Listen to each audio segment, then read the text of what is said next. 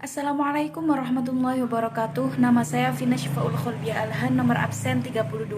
Di sini saya akan menjelaskan sedikit resum dari kelompok 5 tentang Pancasila dalam konteks ketatanegaraan rakyat Indonesia. Untuk poin A, hubungan antara lembaga negara berdasarkan UUD 1945 dan Pancasila. Konstitusi negara Indonesia adalah UUD 1945 yang telah mengalami amandemen sebanyak 4 kali. Dari sisi kualitatif, amandemen tersebut menyebabkan perubahan fungsi lembaga negara yang sederajat dan melaksanakan kewenangannya masing-masing sesuai UUD 1945. Dahulu kedaulatan rakyat sepenuhnya dilaksanakan oleh MPR, namun sekarang kedaulatan rakyat dilaksanakan sesuai UUD 1945. Perubahan lain adalah tentang kekuasaan presiden yang dahulu sangat luas, sekarang hanya mengawasi dan mengimbangi dilaksanakannya prinsip-prinsip tersebut agar tujuan negara demokratis tercapai. Dalam sila keempat, Pancasila menjelaskan tentang konsep negara yang dijalankan secara demokratis. Dalam pelaksanaan kelembagaan suatu negara membutuhkan kerjasama sesuai elemen masyarakat. Sebuah ide ataupun gagasan yang berkualitas dapat lahir dan tercipta dari aspirasi masyarakat yang bertanggung jawab dan berintelektual. Hal tersebut merupakan pelaksanaan negara yang bebas dan bertanggung jawab secara hukum. Hal tersebut membuktikan bahwa kekuasaan dan bagian-bagian pelaksanaan negara diatur dalam sebuah konstitusi yang tidak stagnan dan berkembang sesuai kebutuhan masyarakat. Selain itu, kelembagaan negara tersebut juga berhubungan dengan sila keempat yang menjelaskan tentang pemerintahan demokratis dan nomokrasi. Demokratis artinya bebas, sedangkan nomokrasi artinya tanggung jawab atas hukum. Untuk poin B yakni HAM menurut Undang-Undang 1945. Pengaturan mengenai hak asasi manusia telah ada sejak disahkannya Pancasila sebagai dasar pedoman negara Indonesia.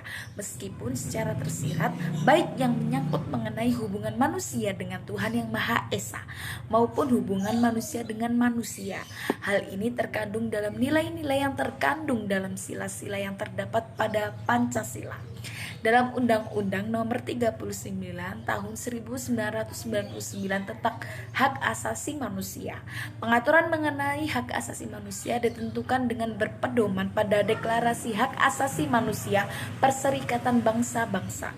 Sedangkan di dalam Undang-Undang Dasar 1945 atau yang telah diamandemen, masalah mengenai hak asasi manusia dicantumkan secara khusus dalam bab 10A pada 28A sampai dengan 28J yang merupakan hasil amandemen kedua tahun 2000. Pemerintah dalam hak untuk melaksanakan amanah yang telah diamanatkan melalui TAP MPR tersebut di atas.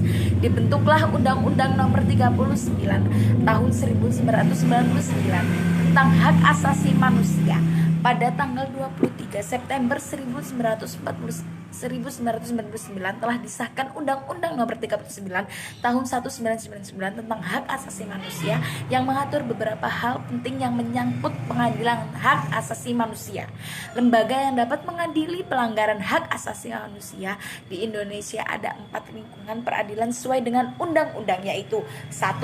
Pengadilan umum, 2. Pengadilan militer, 3. Pengadilan agama, dan 4. Pengadilan niaga.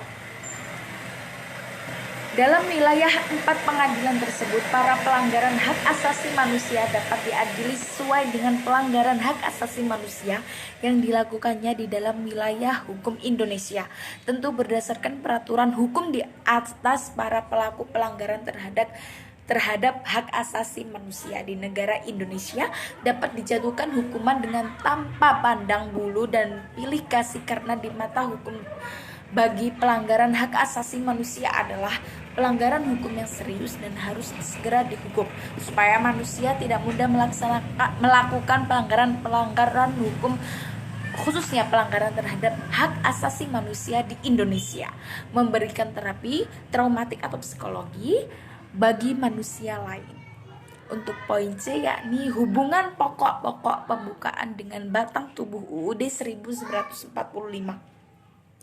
Di dalam penjelasan UUD 1945 dapat diketahui bahwa pembukaan UUD 1945 mengandung 4 pokok-pokok pikiran.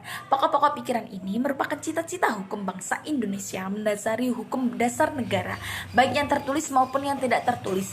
Pada umumnya, konstitusi suatu negara mempunyai pembukaan yang menjadi pernyataan isi sebuah pembukaan dan kedudukannya terhadap atau batang tubuh undang-undang dasar. Pada umumnya, isi suatu undang-undang dasar berkenaan dengan alasan, maksud, dan tujuan berdirinya suatu negara. Bahkan kadang-kadang dalam suatu pembukaan itu dikemukakan secara perjuangan suatu bangsa yang kemudian berhasil mendirikan suatu negara. Oleh karena itu, substansi pembukaan UUD 1945 merupakan perjanjian luhur wakil-wakil rakyat Indonesia. Pada bentuk umumnya, UUD 1945 terdiri dari dua bagian, yaitu pembukaan dan batang tubuh. Keduanya itu dimuat dalam suatu naskah untuk mengetahui betapa eratnya hubungan antara pembukaan dengan batang tubuh UUD 1945.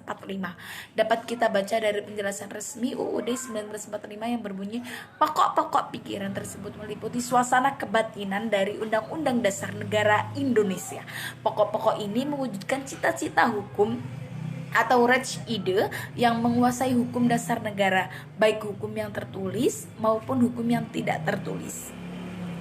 Dari penjelasan tersebut dapat dilihat bahwa batang tubuh UUD 1945 yang terdiri dari pasal-pasal merupakan perwujudan perincian daripada pokok-pokok pikiran yang terkandung dalam pembukaannya. Jadi, pokok-pokok pikiran yang terkandung dalam pembukaan UUD negara yang merupakan suasana kebatinan dari Undang-Undang Dasar serta mewujudkan cita-cita hukum yang menguasai hukum dasar negara.